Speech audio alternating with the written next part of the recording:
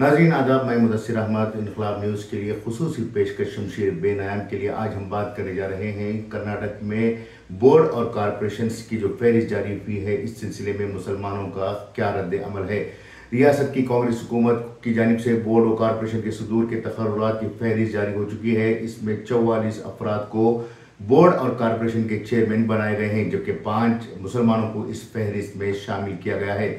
कर्नाटक में इस दफा कांग्रेस पार्टी को इख्तिदार में लाने के लिए तकरीबन 90% मुसलमानों ने वोट दिए हैं। ये अलग बात है कि असल मुद्दा बीजेपी को इख्तिदार से दूर करना था, लेकिन साथ ही साथ कांग्रेस पार्टी के लीडरों ने मुसलमानों से ये वादा किया था कि अगर पार्टी इख्तिदार में आती है तो उन्हें एमएलसी और बोर्ड व कॉरपोरेशन के ओहदों पर ज़रूर ब नामजद किया जाएगा, तकर्रुर किया जाएगा। लेकिन आज जो फहरिस्त रियासती हुकूमत की तरफ से जारी की गई है, इस फहरिस्त को देखने के बाद मुसलमानों में नाउमीदी आई है। खुसूसन कांग्रेस के मुसलमानों में नाउमीदी देखी जा रही है, क्योंकि मुस्लिम कांग्रेसियों ने यह समझा था कि इख्तिदार में आने के बाद उन्हें एमएलए ना सही, एमएलसी ना सही, कम अज़ कम बोर्ड और कॉरपोरेशन में ओहदे दिए जाएंगे।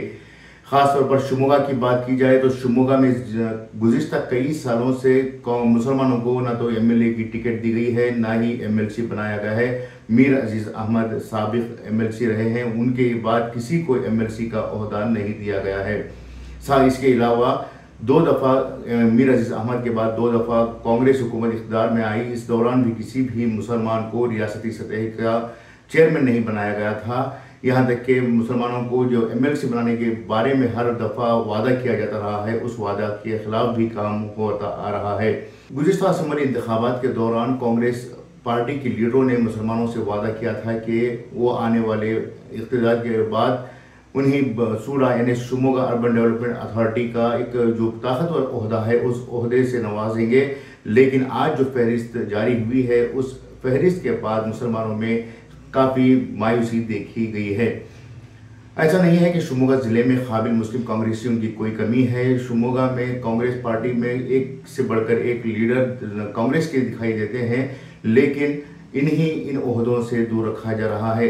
इस दफ़ा सूडा के ओहदे को हासिल करने की दौड़ में एडवोकेट नयाज अहमद, जो सीनियर एडवोकेट भी हैं, वो भी दावेदार थे। इसके अलावा ब्लॉक कांग्रेस के सदर कलीम पाशा, जय हिंद आरिफुल्ला, आसिफ मसूद, इसके अलावा कलीम पाशा जो ब्लॉक कांग्रेस के सदर भी हैं, और आफ्ताब परवेज जो मुस्लिम क़यादत अक्सर मौक़ों पर करते रहे हैं, उनकी तरफ से दावेदारी पेश की गई थी। लेकिन इन तमाम में से किसी को भी ये ओहदा नहीं मिला है।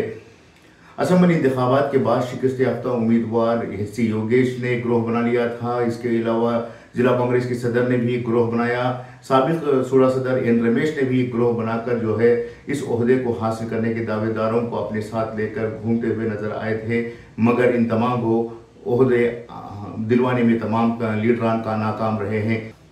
जहां एक तरफ कांग्रेस पार्टी का मुतआस्सिबाना रवैया मुसलमानों के साथ रहा है, वहीं पर मुस्लिम कांग्रेसी भी अपने आप को लीडर के तौर पर पेश करने के बजाय फॉलोअर्स के तौर पर पेश करते आ रहे हैं, जिसका नुकसान उन्हें इस तरह से उठाना पड़ा कि वो बली के बकरे बनकर रह गए हैं। यकीनन असम्बली इंतखाबात के दौरान मुस्लिम कांग्रेसियों को ओहदों से नवाजने का ऐलान किया गया था, लेकिन जिन लोगों ने वादा किया था वही अब ओहदों को हासिल करने की दौड़ में लगे हुए हैं। इस बात की भनक के बावजूद भी मुस्लिम कांग्रेसी मोहतात होकर अपने हक के लिए आवाज़ उठाने के बजाय चापलूसी करते हुए नजर आ रहे हैं। जिन ओहदों को इनसे छीन कर दूसरों को दिया गया है, कल उन्हीं ओहदेदारों की गुलपोशी व शालपोशी करने के लिए ये लोग नजर आएंगे। दरअसल मुस्लिम कांग्रेसियों ने लीडरशिप के माने ये समझ रखे हैं कि फ्लेक्स, पोस्टर्स, बैनर्स में अपनी तस्वीरों को अपने पैसों से छपवाना ही लीडरशिप समझा है।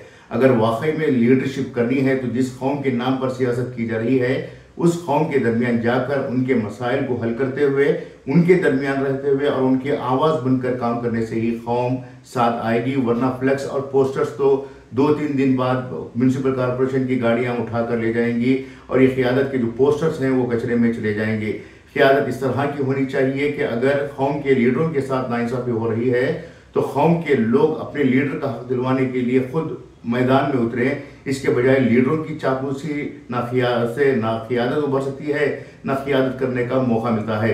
क़यादत के लिए कौम को साथ लेकर चलने की ज़रूरत है, ना कि कौम के नाम पर सियासत करना चाहिए। इस दरमियान अहम बात यह भी है कि सिर्फ पुलिस थानों में जान पहचान बनाकर पुलिस की खुर्बत हासिल करना ही लीडरशिप नहीं है, बल्कि कौम के साथ होने वाली नाइंसाफी पर सीना तान कर इंसाफ के लिए आवाज उठाना लीडरशिप है।